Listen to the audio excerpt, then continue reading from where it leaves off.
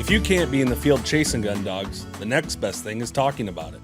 Join Wade and Thomas as we discover the people, the places, and the birds, and of course, the gun dogs that make upland hunting our passion. This is the Setter Tales Podcast.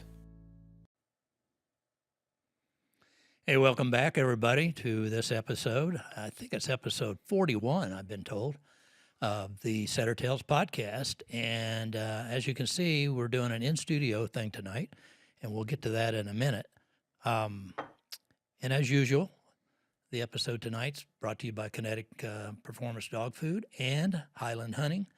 And those two things will tie in a little bit into our discussion tonight. And you'll notice we've got three of us at the table. I was gone for about 2 weeks, and I was afraid that Thomas had maybe found a new podcast partner, but I understand he's just going to be here for a guest cameo tonight. But Todd Ettleman is with us, and we're going to discuss some things about setters and Aiming for a Cure Foundation, which is a big part of, and how our lives all intersected over this organization and the English setters. And so we'll get right into that. And Todd, welcome to the studio.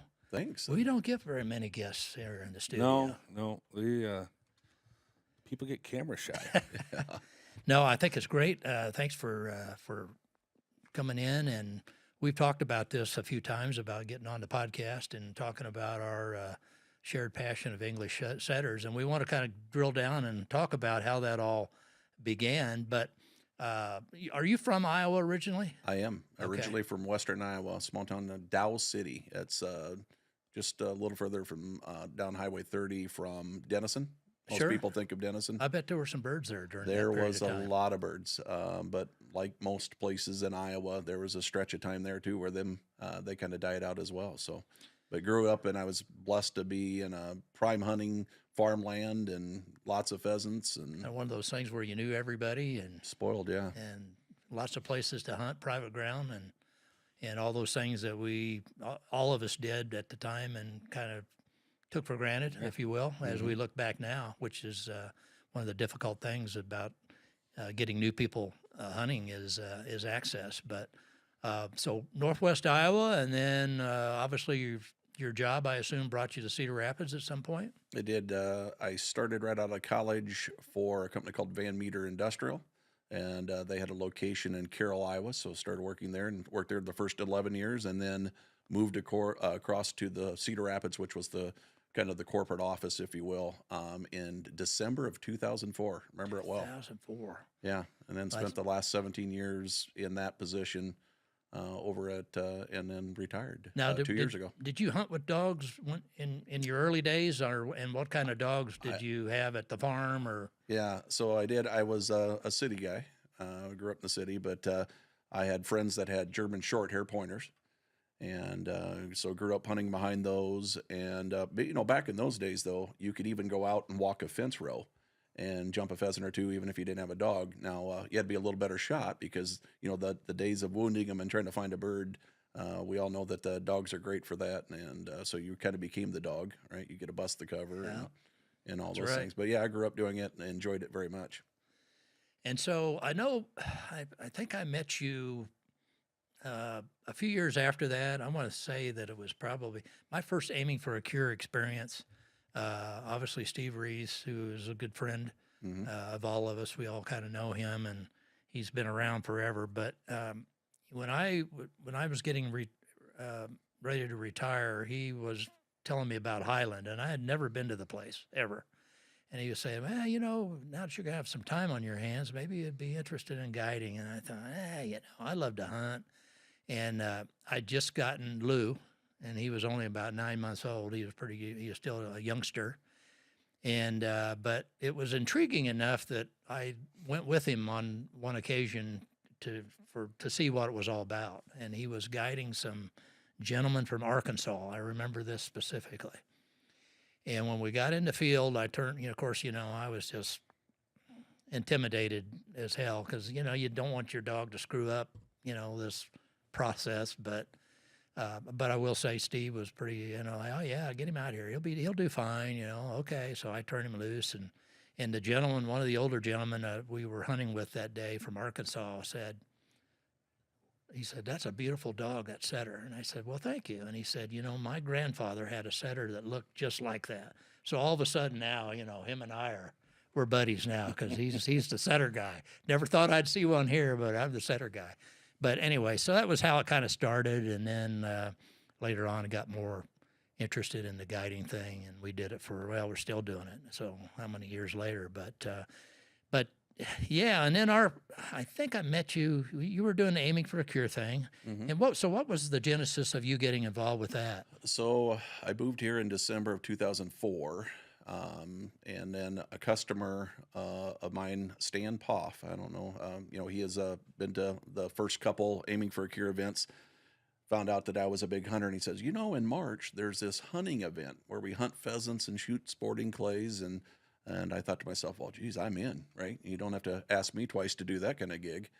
And especially moving over here, I pretty much abandoned hunting. I didn't have access to any land, didn't know anybody in that regard, so I kind of gave up on it. But here was an opportunity for me to get back in the field. So went to my first aiming for a cure event, showed up down there in the morning on a Saturday morning, you know, and you kind of get the spiel and on the safety talks and all that, and you go out and you do the hunting and the pheasants, and you get humbled really quickly on the course when you shoot the sporting clays as well.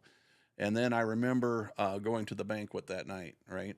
And that's where I found out that this wasn't just a hunting thing, right? That's when I started finding out what aiming for cure was about, the stories, the people they help, and from that point there, I was pretty hooked. So from there, I end up, you know, becoming a sponsor, platinum sponsor for aiming for a cure through the company of Van Meter, and also end up buying a hunt package down to Highland. And that's probably where we got into the deal, because at that time I had no dogs, right? So you had to hire a guide to put on to entertain the customers, and you know, that's where we met. I'm sure you were a guide multiple times, and yeah, over the years we've had you ton And of you're times. still friends. and we're still well. Yeah, I had to put a dig in there. Yeah, that does hurt. yeah, you know, he could get a bird every now and then. Todd could, it wasn't it, you know, but yeah, you always had an interesting group, and you know, usually there were 4 or 5 guys. Some of the groups were bigger, and every once in a while you'd have a smaller group, but mostly there was 4 or 5 of you usually, and it was Yeah. Most of the packages that we had, we did what they call a pre-package deal. So it was 5 guys, lunch, guide, tip, bird cleaning, kind of all inclusive type deal. And we usually bought 8 to 10 of those a year. So it was an opportunity for me to get down there, you know, 8 to 10 times a year and hunt pheasants. And you know, again, at the time that was going on, the pheasant population in Iowa was significantly down. Right. So, you know, the opportunity to do that, it was a real treat for the customers then. And not that it's up significantly now, but it certainly, I would say, over the last 5 years, keeps seeing an increase every year. Yeah, and that's, you know, that was a good thing about Highland and places like it. You can have dogs, keep your hunting dogs. If the birds are down a little bit, you got a place to go. And Ryan does a fantastic job, especially with the corporate hunts. And then if you're just a couple guys that don't get to hunt much, he makes sure you're with a good guide too. So Highland is more than just a place just to go kill birds. Yeah, from a corporate standpoint, it's a perfect place to entertain, you know, a client that maybe even I remember you having some people down there that maybe it was their first experience at pheasant hunting even, you know, they'd never seen dogs work, and, you know, and they were just like, wow, you know, this is amazing, you know, and my stock comment always was, would you rather be playing golf or doing this? And they're like, Yeah. Todd's the man. Yeah, Todd's the man. It's really the treat. And, you know, the interesting thing that you say there, the people that, again, don't get the opportunity or might even get their first bird, maybe not even from the state of Iowa, shoot their first pheasant. But the other really interesting thing that really doesn't dawn on you as a guide when you have somebody coming in that is a regular hunter, right? You shouldn't have to tell them much, right? Well, there is one thing. You shoot hens. Yeah. You know, that first hen gets up, yeah. and you can almost tell the guys that are used to hunting pheasant because they pull the gun back down, and you're like, what was, you know, why didn't you pull the trigger? And that was the case right there. Oh, it was a hen. Well, at the preserve. That's Usually you don't have to tell them twice, so. yeah. Usually, No, yeah, you they don't pick have up on to. it pretty quickly. Usually they go there. Well, there went $25 right there. But I always tell them, you can shoot the hens, just don't shoot them twice because there's not going to be much left of them. But yeah, it's great. It's great fun. But it's and Thomas has found this out guiding down there. It's the people that you meet too, and over the years, having guided down there for as many years as I have, and kind of have those repeat clients that you see, all the time, and it's great, because you just you've kind of you've aged with some of those guys as well, and of course I still have a couple old dudes that want to hunt with me, and imagine that, why a couple old guys would want to hunt with me, like maybe it's that speed, that pace isn't quite like the young guys, take them, but great fun, great place, and a lot of great things go on down there as far as not only aiming for a cure, but a lot of the trap events that are raising funds for other organizations, the Boy Scouts, and a lot of the local high schools and that kind of thing. So it's always a great stuff going on, along with just the day-to-day hunting stuff that we get to do. So yeah. That's one reason I like going to Highland is Ryan is always accommodating to, especially groups like Aiming for a Cure and your Heroes Hunt. And I mean, he just pulls out all the stops and whatever you need. And we need to takes care we're of. kind of hit on the Heroes Hunt a little bit tonight, because both you guys are guiding in that. I'm sure again, at least you're on the Wouldn't miss it. call list. So as time passed and you got a little more, into the Highland thing and got to picking groups down there, and then at some point you kind of that switch kind of flipped to, I think I want my own dog. I think that'd be really, really cool. So where did that come from, and when did it come? To your point, I love dogs. My growing up, my mother wasn't a huge dog fan, so that didn't work out in terms of my own personal dog at home. But I knew at some point in time when I got older, we were going to have one, and we finally got one Kathy and I and it was a Cairn Terrier, right? And for me, that didn't itch, that didn't scratch that itch that I had, because that's just a little small dog. I wanted a dog, and to me, a dog had some size to it, right? So. Interestingly enough, I had my mind, thinking about what breed and what I wanted to get, and still hadn't made the commitment, because it's still, something where you're kind of tied down. And we lost our Cairn Terrier, and like everybody that loses a dog like that, they're, not going to do that again, right? And then shortly after, it hurts. Shortly afterwards, it comes back around, and I remember we went to an Aiming for a Cure event. My wife was with me. And I showed her the picture of Lou, and was talking about, look at this dog, isn't it just awesome looking dog, right? And Wade was at Aiming for a Cure guiding, and I believe at that time I might even been participating. So I introduced my wife to him, and I said, but you really should see his female setter. She's a tricolor. She's absolutely gorgeous. You got a picture, Wade? And he says, yeah, in fact, she's actually expecting. And that's at that point in time, my wife's eyes lit up, and I knew there's probably a good chance we were going to own one of those, right? We were still talking about whether we're going to do it, and that crossed over to more than likely that's gonna happen.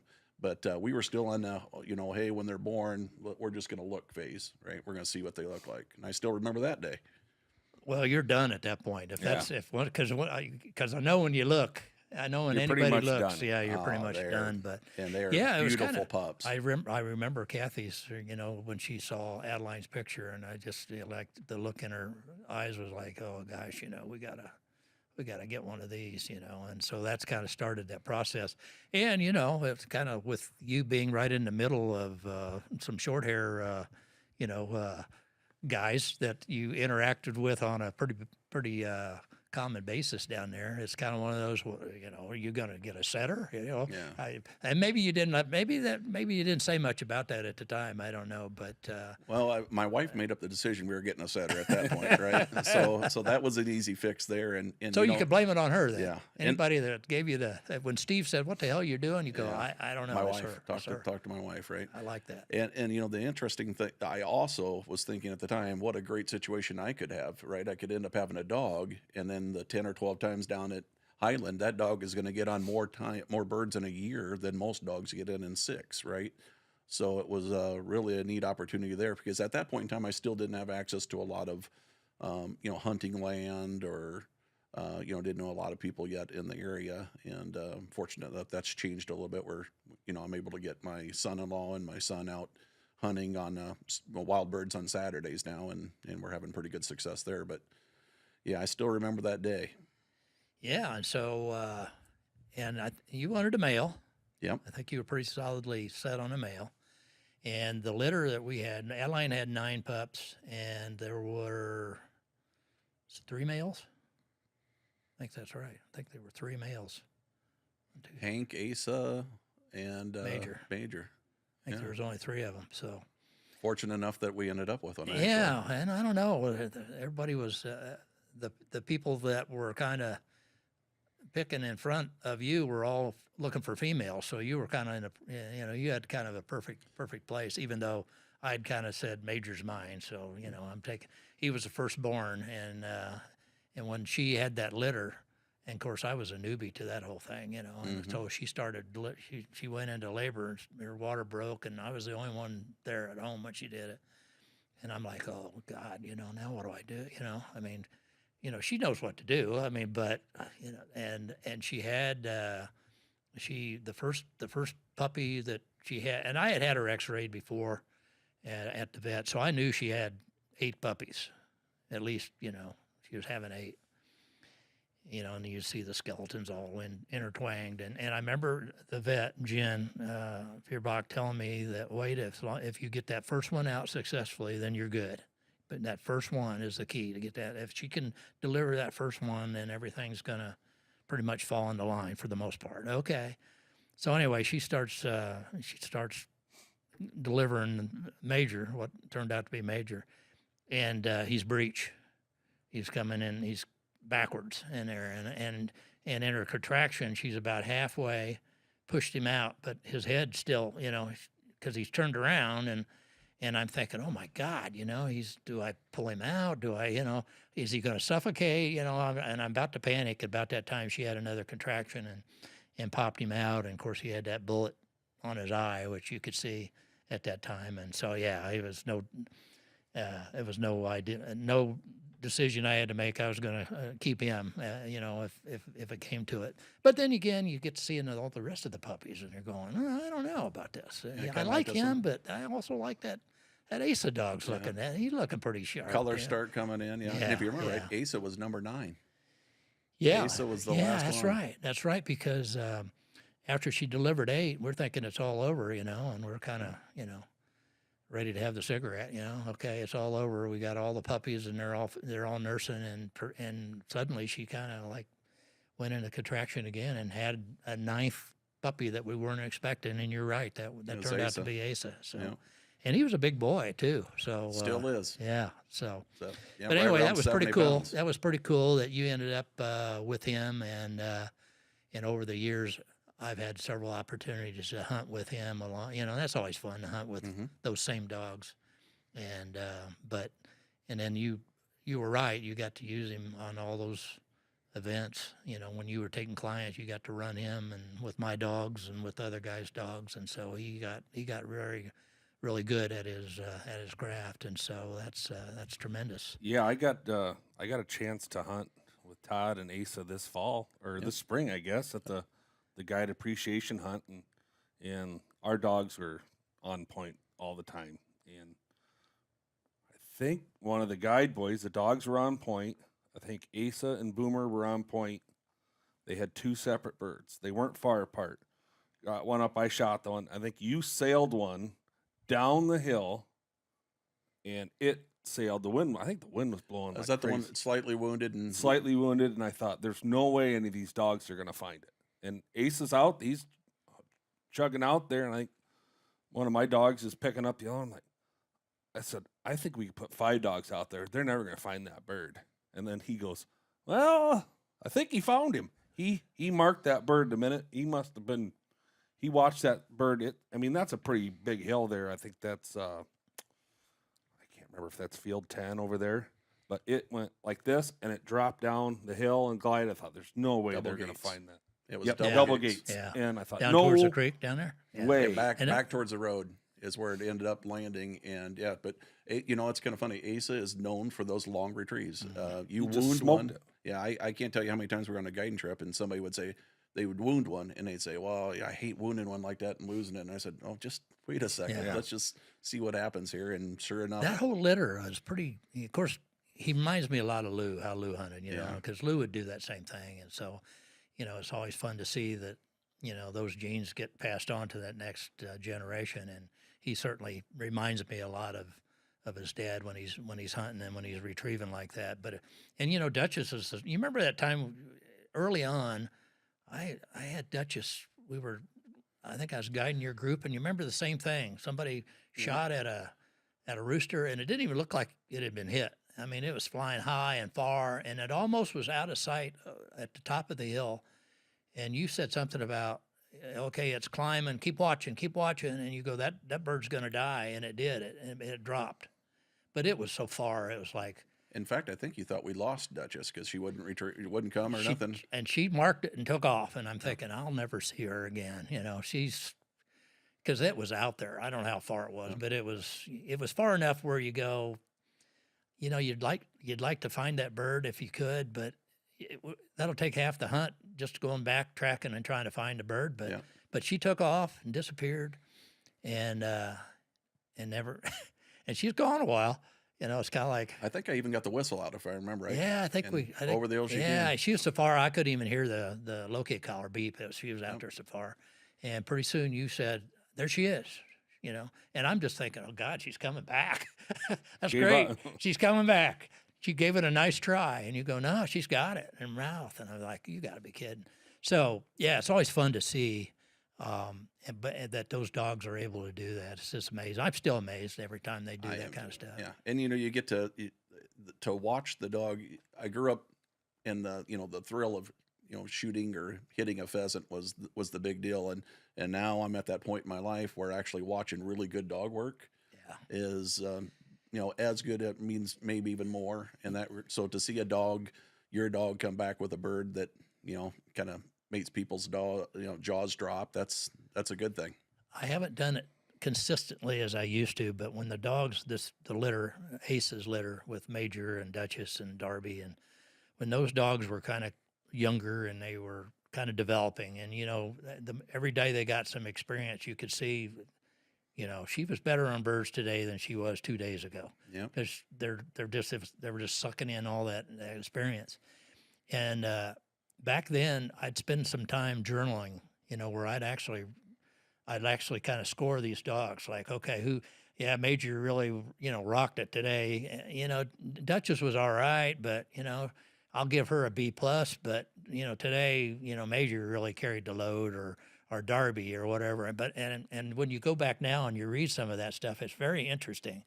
And so young dogs, especially as you go through the months and you can see how they are, whereas 2 months ago, I couldn't get her to pick up a bird, or I was happy that she, looked like she was quartering and she was acting like she was, hunting, and that she was consistent and she was responding to my command, to the whistle or whatever it was. And then you fast forward, later in that season, and, now they're doing A-team work, and I remember there's some notes I made about, they're, Lou and Adeline got the start today, but it won't be long before the bench is going to be, full, and I'll be able to really put these 4 dogs in and out and really not miss a beat. That's what I was going for. I can rest the old guy, take those first leg of dogs and put in those newbies, the rookies, if you will, but they've now reached that level where I can use them on clients, because you don't want, last thing you want with a client is, you're trying to find your dog out today, and yelling at your dog all the time. We've all been there. Oh, it's one of the first things that I thought about when I was thinking about guiding, right? That's a whole different level, right? Your dogs, now you're getting paid to do something, right? So the expectations go up, but it's interesting. You're talking about watching your pup develop, right? And I find that I watch myself develop, right? You start to get to where, the two of you grow together. and you're starting to see what the dog does, and you're reading it. The guy will say, "Hey, your dog's on point here," and I said, "Yeah, but look at his tail's moving. That bird's in front of it, and it's running probably, Yep. right? It's not." Yeah. When the bird's there, his tail will be completely stiff, right, and locked up, and it's so you start reading the dogs, and where they're getting. Most people know when they get birdie, but little things like a tail moving or is his head turned slightly, and it's you all get better. And that's that thing that the guides, guides, it gets overlooked. Most people don't pay that much attention. When you tell somebody that's hunting with you, and you're walking along, and maybe you're, shooting a breeze, but pretty soon you go, "Hey, Todd, get ready here." And Todd's like, "Well," or the hunter you're with is like, "Well, what's going on?" You go, "Just get ready here. There's something going to happen here quick." Well, why? Well, of course, what we have done, we've perceived a change in the dogs. They've obviously hit bird scent, and now their whole manners have changed, and we picked that up. We see that, but not everybody that's just walking along carrying a shotgun that doesn't have dogs does. And so, I've taken a lot of credit for things that, that's just dog 101. You're amazing. You knew there was going to be a bird there. No, I had the telegraph telling me there was going to be a bird there. So that's the fun part of it. And as you said, that's why the dog stuff later, as you grow older, and you'll find that even though you're into it now, you'll get more that way. But that's why the guiding always kind of fit me, because I didn't have to worry about carrying a gun, and I didn't, the shooting them wasn't that big a deal. I mean, I want to get birds, but I want to get birds. I want my dogs to do good work that puts you on birds or the client on birds. And if they do that, then, I'd rather see you guys shoot a bird over my dog work. And I know you guys feel the same way, because I've hunted with you before. Absolutely. That's what you're going, man, I got to shoot a nice, Asa had a nice point, or CJ had a nice point, and I got to go in and shoot a bird over your dog. And that's, that's the compliment there. I've let you shoot birds over my dog. Well, a couple times. Yeah, unfortunately, your dogs have to work a little harder in retrieving them when I'm shooting at them. Unfortunately, I would like to say that I kill them dead outright, but and some days are better than others. But. Yeah, I don't know that I used to brag about having a really good retrieving dog, because Ace is that, but the older I get, the more out of shape I get. I don't know if it's such a good thing anymore, because he's bringing them all back to me. And that starts to add up. You get 14, 15 birds in your bag. See, you'll learn, because number one, when you get to be my age, you just figure this old guy can't carry birds, so we're going to have to carry him for him, poor guy. And I let them think that if they want to, but yeah, most and a lot of guys, especially if they haven't hunted for a while and they get that first rooster, guy wants to carry that rooster. You want to feel that in that. I want that guy that's got that brand new vest on. It's right out of the box. Get it bloody. Yeah, and he shoots the head off that first bird, and you go, here you go. A guy needs to carry that first bird that you kill. And the dog won't hardly pick it up. It's shot up so bad, but here you go. Put that in that new vest. Break that in. But it's fun. I think I feel like positioning or moving or steering the customers is probably as difficult as running the dog and managing the dogs, right? Trying to get them in the right shooting position, stay in a straight line. One of the tricks that you struggle with is that we have pointing dogs, right?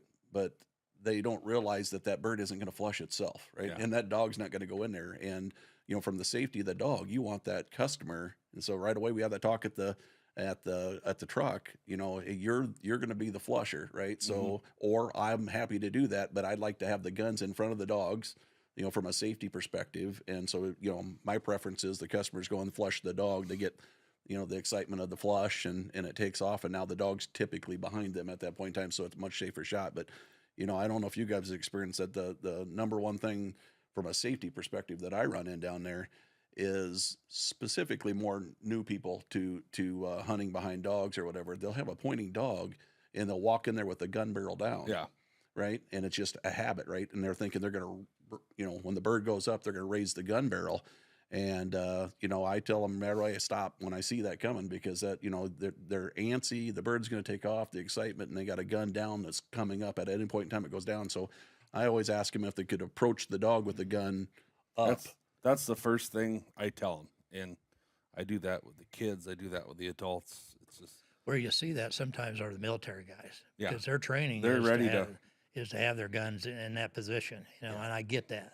But and if you explain it in the right manner, they're all they get it. But but if it's just they don't even think about it. They just got their gun in a position to as they normally carry them when they're on a combat kind of a thing, carrying their firearm. I guided my first corporate hunt this year, and my buddy calls me. He's like, "Hey, I hear you're my guide next week." And I'm like, "Huh?" He's like, "Yeah, I'm coming down on a corporate hunt." He says, "I've already requested you." And I thought, "Oh man, it was really warm that day, so I brought just the two dogs, the older dogs, and it was unlimited, and dumped the dogs out of the truck, let them potty and stuff, and guys are getting geared up, and he looks, and Tanner knows, he just goes, listen to him. He knows these dogs left and right. Listen to him. Don't kill his dogs. That's what he says. I said, okay, can I give my safety speech now? I said, I want you walking in. Well, I don't know if you guys, when I get a dog on point, if I got 5 guys, I'm busting butt over to that guy to come in behind him. And okay, now flush the bird, keep your barrel up. So I put on a lot of miles. I probably put on unnecessary miles down there, but usually if it's the first couple birds, I make sure I'm running back and forth. We do have we want to talk about aiming for a cure. Yep. But I do want to say that we successfully got CJ bred this weekend. So hopefully on the 20th, around the end of July, we will have pups out of Aaron's Wild at Atlantic Way. It's kind of a tongue twister. I went down to Sean Derrick's this weekend, and what a facility. World champions. He's got kennels full, and he was talking. I said, is he a very good retriever? And CJ was just natural and does it. And he goes, well, I don't have to. Well, Sean, the dog's going in point, and he has a hawk that comes down and grabs quail and pheasant out of there. So I did get an invite to go down and hunt with Sean and his hawks and all his dogs. So I'm excited. So I'll kind of keep up. That would improve my numbers. If I It had would. the hawk It would. in He was showing me videos, and that hawk would fly up in a tree, and he's got little patterdales that go in and flush the birds. They're just little dogs. Right? They run right along with the horse, and he's like one of them guys up in Mongolia that got them big eagles. He goes in there and that bird flies up in a tree, and a whole covey of quail got up. He's got like a 5,000 acre place in Georgia, so it's just quail everywhere. So that's why he's got so many dogs.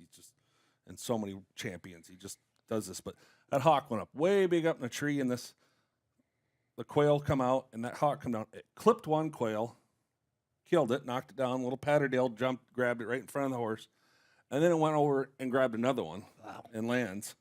So they're not much of a retriever, but you're going to find pretty interesting. And he's got tracking collars and everything on that on that hawk, and so it's cool. But let's talk about aiming for a cure, and everybody knows what it is, but explain kind of what you guys do.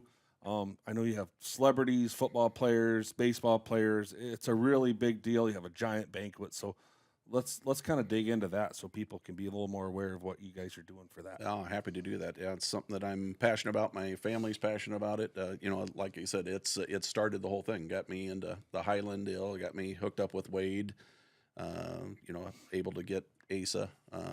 Which ironically enough, by the way, kind of coming full circle. So today is June 1st. I looked it up on my phone. June 4th, 2016 is the day that we picked up Asa at Wade's house. Yeah. And a little bit of interesting story behind that is it also is the day that my grandmother passed away. And the interesting twist to that part is my grandmother's name was Adeline, which is Asa's mother.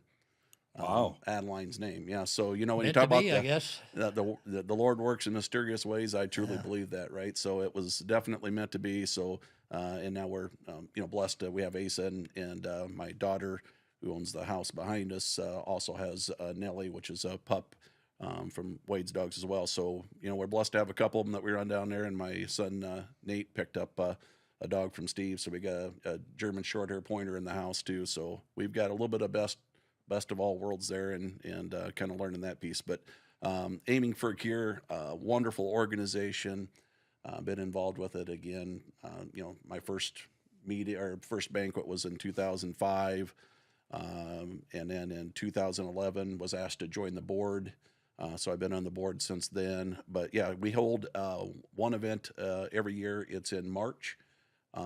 It is used to be a 2-day event, if everybody remembers that. We wore a lot of people out, wore the guides out, the I do dogs remember out. that. Yeah, it's now a 1-day event, but it's a half-day hunt in the morning for pheasants, and then a half-day of shooting sporting clays, 100 rounds of sporting clay. And there's 2 different sets of teams. One, people come out of the field, they go to the sporting clays. The ones do the sporting clay in the morning, and they flip in the afternoon. So that's really cool. To your point, there's celebrities involved in that. We have a team of 4, and then you're assigned luck of the draw. I have a hat. We do a draw party on that, and you are able to get a celebrity to hunt with. So that celebrity joins you for the day. They hunt the pheasants with you, and then also shoot the sporting clays. And so that's kind of a neat event there. And then at the end of the day, I think the real highlight is the banquet, and they have guest speakers there, all the way from, usually the president of Aiming for Cure, Steve Reese, gets up there and gives a talk. And I think anyone that has lost a child to cancer probably is, has a lot of passion behind an organization. So when you have Jody and Steve and their daughter Rachel that kind of lead the organization and dump their passion in, you can't help but hear in their voices the passion that they have to make sure that somebody else hopefully doesn't have to go through that. So anyway, the banquet occurs there, and then oftentimes there'll be somebody speaking from one of the hospitals a lot, or in some cases a survivor of cancer will get up there and give a talk. And then we do a live auction, a silent auction, and then we tally up the funds, and then as a board we are able to meet, and we send out requests on what types of things need funding, largely things that insurance doesn't cover, which is kind of critical there. And then there's a little bit of money that's set aside for research in that. So happy to report this last year. We had a meeting probably about 3 weeks ago as a board, and ended up from this year's banquet, we were able to allocate out to the different organizations, different needs, $382,000. Wow, that's awesome. So that's pretty cool. You mentioned some of the things that insurance doesn't cover, so I'll share just a couple of them, because I think that's really what captured my heart. It's we've had situations where we've called, and unfortunately, a child had lost their battle with cancer and had passed away. And the real unfortunate story to that is, shortly before that, her father had passed away. And so we get a phone call, and essentially the funeral home was not going to do anything with the little girl because they still owed for the father, right? So, they called Aiming for a Cure, said, "Would you help?" And it's done. Here, we'll pay for the funeral. Let's move on. That family needs some healing, right? So, that's one occasion. We had another one that their sibling. She was in one of the siblings was at college out of state. Another sibling was battling cancer and unfortunately nearing the end of life, and but wanted to see the sibling again before they passed, right? And we paid for airfare to get them home. So that's kind of a unique thing. But we do a lot of gas cards, hotel cards. Sometimes you'll find out that the situations that the kids are on at home, maybe they're sleeping on the floor, right? And we might pay for beds if we find out about it. So lots of unique things, and we're blessed to have incredible sponsors, supporters that able to give us the funds. And then I always tell people, as a board member, I'm their eyes, I'm their ears, I'm their mouth. And I'd like to think every time that I consider whether we're going to support something, whether we're going to pay for something, I think to myself, would they stand behind that? What our sponsors, and because it's really their money. Mm-hmm. And I feel really good about where our money goes, and I'm confident that they would feel the same way. Yeah. But, So how can people support it if they're not just coming to the event? Yeah, I think for us, you can go to the aimingforacure.com website, and there's a donate now button, and that money, goes towards the cause. And then again, we'll meet and designate it out. The primary hospitals, today we have the Blank Hospital in Des Moines that we support. And then of course, University of Iowa Children's Hospital. And in addition to that, we have the the hospitals in Cedar Rapids. You know, in many cases, I just want to be very clear with that. We talk about the effects that cancer has on children. So large amounts of the money are dedicated to children that are fighting cancer, but you'll also run into a situation that when a parent of a child goes through cancer, the child has a lot of things on their shoulders. Some needs are maybe not addressed there. And so I don't want to say that we branched out, but that's still effect on a child. So in many cases, we'll do something there to help improve the life of the child, to make life easier on the parent. So it's largely based around children's cancer or children going through cancer, but in some cases, it's a little bit broader than that, based on the need if there's a child involved in the situation. Yeah, and on that website, they can find an email, or they can contact you if somebody does have an issue that they're fighting. And Yeah, usually what we're blessed to, and many of the hospitals are blessed to have child life specialists that are really integrated with that, and they all have our contacts. So usually the hospital will reach out directly to us. We don't get a lot of requests that come straight to us, and I think that's probably a better avenue to go through. Yep. But yeah, we're happy to help. We're happy to secure the funds in that regard. But it's, this last year was year 20, and I think they were talking about the very first year. I think they raised like $30,000 in this last year. Almost 400,000. So it's growing. What's the total so far over the years? It's in the millions, right? Yeah, it's probably approaching $6 million now, based on this year, over the 20 years. So. And the hunt and the banquet, they're usually pretty much sold out every year, right? We can always have room for more. The hunt is sold out every year. Yeah. To your point, the banquet, I think this last year we had our largest banquet ever, and I believe it was around 600 people attended that banquet. And truth be told, we don't make a lot of money on the banquet tickets, right? Because that barely covers the meal at a hotel. But it's about getting people to sit there and hear the story, hear the things that we do that are maybe unique or special.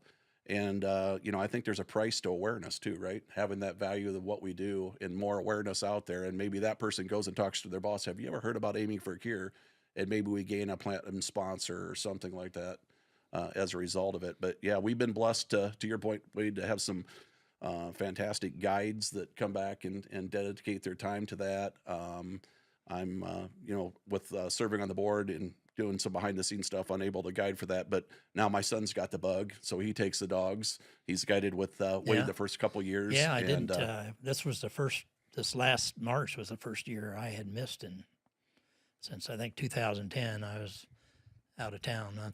Just one of those dates that I was in Kansas City. Actually, my mother-in-law turned 100 years old, and we were having a big party for her. That's sort of that milestone that you can't miss that one. And so, but I think Nate found somebody to stand in and fill my shoes. But it's always fun. Enough another setter owner. Yeah, so, imagine there that. Setters on the ground again. Well, I think about 5 years ago, I met Steve at a Pheasants Forever deal, and I said, if you ever need more help down there for guides, I will bring the dogs on. He goes, that list is really long, so we'll put you on it. So you got to get old like me to get. I got to get old, I guess. Yeah, you got to drop off after you age out. Yeah, we're fairly fortunate in that regard that the guides are again, and I think anybody that sits in on that banquet and hears the stories and some of the special things that we do, I think you're hooked from that perspective. So whether it's the guides, celebrities, we're pretty heavy on the Iowa Hawkeye football players that actually come back. But, I'm sorry, I'm a Hawkeye fan, and I'm one of the ones that help organize that part of it. So,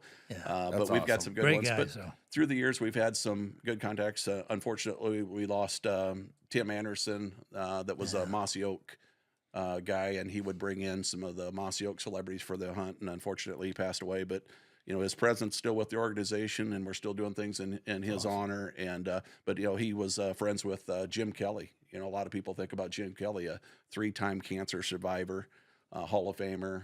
He's been at our event 3 or 4 times. Gosh, he's hilarious too. Yeah, he's good. Yeah, a really good guy. And I thought it was a real treat. One year he brought his high school coach back. That attended the banquet with him, and I just thought that was so neat. I just enjoy the stories. And one year, and it's been a while now, but he brought his daughter. Yes, he did. She was maybe she had just graduated from college. I mean, she's pretty young. And just wrote the book Kelly Tough. She was the Yes. author of the book Kelly Tough. Yes, and he brought her, and she'd never hunted pheasants before. And as you mentioned, luck of the draw. You know, for guides, you don't know who you're going to get. It's just one of those things. It's kind of luck of the draw, whatever team you get, and the celebrity that gets placed with those teams. But one of the second day, I believe, we had him and his daughter, Erin, I believe her name. It is. And she had never, no, it was the first time she'd gone out because she had never hunted a pheasant. And we're driving to the field. You know, back in those days, I was over there on old Field 9. You probably ever hunted Field 9? Yeah, it's and behind the pins. It's got a lot more hills. Yeah, taller grass. It lays out kind of odd, but so anyway, we were headed to Field 9, and it's the farthest you can go from the lodge. I mean, you know, you got to pack a lunch to get there. Everybody else is killing birds by the time we get to the field. But anyway, we got there, and just as we turned the corner to go up to the driveway, you know, as is normal that time of year, here's this one rooster. He's just standing in the road, proud as could be, you know, and we pull up. And Jim says to his daughter, he says, "Do you see that right there?" And she kind of looks over the seat. "That's what we're looking for today. We're going to go for that." And she says, "Well, why can't we just get this one?" And I said, "Well, yeah, we got to, you know, we got to give him a chance." But he just walked up here on the road just so you could see what, you know, they look like. And now he's going to go back in the ditch and he'll be in the field. But she got her first bird that day over a point by Lou that day. I'll always remember that because Jim just thought that was, you know, he made a big deal. And of course, at that time, Instagram was kind of the thing, and you know, it had kind of transitioned from Facebook, and he was just all about this Instagram. I mean, he's doing pictures all the time during the hunt. I mean, he's sending pictures off someplace. But I remember he took a picture of her and Lou with that first bird, and I still have it someplace. But those are the memories that you get from that. I mean, here I am. I'm just a guide, man, you know, and I don't know who I'm going to get. But I draw him and his daughter, who had never killed, you know, had never hunted pheasants, never, and let alone take one, and she got a couple opportunities early on, and of course, you know, she got the gun up and shot. But it was like, I don't know if this is going to work or not. And then Lou got on a point, and I got her down there like a good guy does. Okay, you know, the caddy. Yeah. I'm going to get you down here, and we're going to set this up, you know, and Dad's over there because this bird likely is going to go that way. So if you don't get it, maybe he will. And this bird got up and flew right where we wanted it to, and she got it. So that was kind of an amazing thing. But you see that all the time, and that's why I love doing it. And at the same time, your passion for dogs, you know, is trying to share your dogs with those kinds of people. It's just and amazing. The right celebrities we get. You've been around them. You wouldn't know they're, in their mind, they're not a celebrity, right? They're down here to help us raise some money. Yeah. But they're down to earth, common people. Of course, I think a lot of that has to do with the Iowa, you know, program in many cases with the guys that come out of the Iowa program. I'm sorry, but I think they're top notch. They're all good guys. I'm Nate, guided for Jack Campbell this year, and you know, of course, he first round draft pick of the Lions, right? And we had him last year when Nate guided with me for the first time. Yep. We had Jack, and what a great individual, what a great leader, and great guy. He took a couple birds that day, and I knew he's one of them guys. You go, this guy, we're going to hear a lot out of this in the future. You're going to be hearing this guy's name, and he's just the way he carries himself, really cool. But yeah, a lot. I'd say most of the celebrities, I've never had a bad experience. I mean, they're all good. They're all there for the right reason. Yeah. They're down there to support the We've got some good ones. There's some and, nice Pro Bowlers and stuff. And, you know, back in the old days when you had 2 full days of hunting. That's a workout. Oh, baby. You know, that's where. It's light work. Well, I'm telling you, you know, we put a few men in the hospital over that. Yeah. So another event that we do down at Highland, we've all done it. Wade, you kind of run it, and you're always there as the heroes hunt. So in October, we'll all be down at Highland again. We'll do a full day festivities, half day hunt, and if you're not hunting, you're over shooting with the special forces, some steel course or steel targets and a shooting course, and then we're gonna have a bags tournament and a really good dinner. I just checked before we came on the air, and I think we've got a lot of spots left. Okay. We're capping it at 50 this year. It's going to be a full day event, and we're kind of mirroring the Aiming for Cure format, where half the guys will be in the field in the morning, and then the other half will be doing steel plate handgun course with the Special Forces guy. And I think Donovan. Ian's going to be doing Ian that. Donovan setting that up. And so we're kind of doing that flip-flop thing as well. And we are doing that in order to get more guys an opportunity. And so we're thinking about 50 is that magic number. And I just checked today, and we have 17 people signed up. And we've got officers from Indiana and Ohio, some out-of-state gentlemen coming in as well. And we did that last year. But so there's plenty of spots. So if you're out there and you're in a law enforcement officer, active and or retired, and you're interested in getting involved in the Heroes Hunt, go to the Lynn County Pheasants Forever webpage, and you can find all the information, and you can actually register online. It only takes a minute or two to get that all done. So no excuses. Get on there and register, and we'll get you out there with these guys. I called Ryan the other day. I'm like, hey, I need a room. I think it's going to be a late day. And he goes, well, I'm already sold out. You're going to stay at the casino. So I might be sleeping on your couch. Well, we love the fact we appreciate you coming in and us just getting to talk about a lot of things that we've done together and things that have happened. But we always like to end it with our guests by asking a favorite dog story. If somebody said, of all the dogs you've had and all the things you've done with your dogs, if somebody says, what's the dog story? What's that one that you're going to come to mind? And we all have it. It's going to come to mind first. You got one in mind that you're going to share with us as we go out? Unfortunately, it's really tough to choose. But I would say the situation where you talk about Asa and the long retrieves, I had the same situation where I had wounded a bird, and I had watched where it went down. We got down the creek line and found it again. But when the bird took off, it was still wounded, but it was low, so I couldn't shoot. And Asa was running behind it yet when it took off to the side, so I let it go. And I completely, to your point, lost sight of the dog. And I got video proof of this because I couldn't believe it myself.